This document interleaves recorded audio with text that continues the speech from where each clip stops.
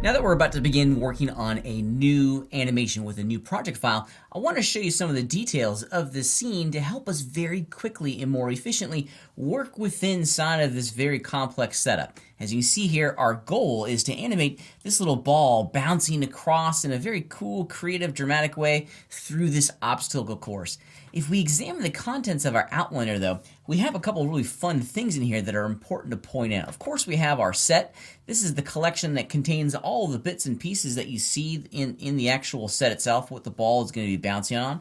Of course, we also have the rig for the ball and the widget that accompanies that rig to give us the functionality of all those control locators.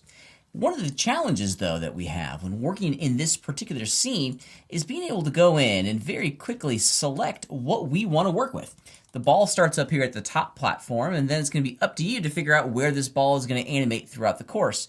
But, I want to grab that ball right there, and man, I'm having a hard time being able to select quickly and with accuracy. I keep selecting that big box underneath it. I want to only be able to go in and quickly select that control rig for just the ball. So what we need to do is that we need to filter our outliner and start adding some new restrictions to the modality or the functionality, of our outliner to give us the results that we're after. And we do this by returning to the outliner and examining this button right here, this big filter button. What this is going to do is bring open a huge long list, and let me zoom out so you guys can see it. A huge long list of different objects and components that we can activate or deactivate with inside the global outliner itself. Be careful with what you activate and deactivate in here. There's a lot of functionality in this area. However, I want to draw your focus to this first row up here, because this is pretty neat, because this is going to allow us to turn each row of our outliner into, or enable each row of our outliner to have a different little variety of options that will give us the functionality that we're after. So the ones that are blue that are currently active, so we got the exclude from view layer, the visibility, and the renderability of each individual object. So in every sense, it's these columns right here. This is the exclude, the visibility, and the render. Well, I want to add in another one, and specifically what I want to add in is the selectability column.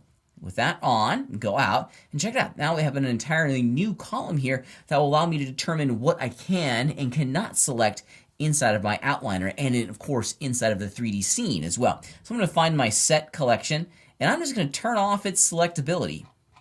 If we zoom back out now with my box selection system, you can see that I can't select the object, and I can very quickly go in and select just the objects that I want to work with. In this case, of course, naturally, it's going to be the ball itself. So being able to go in and filter your outliner is a huge, huge benefit to our workflow, because now we can continue to customize specifically how the machine is going to bend and work with us instead of working against us.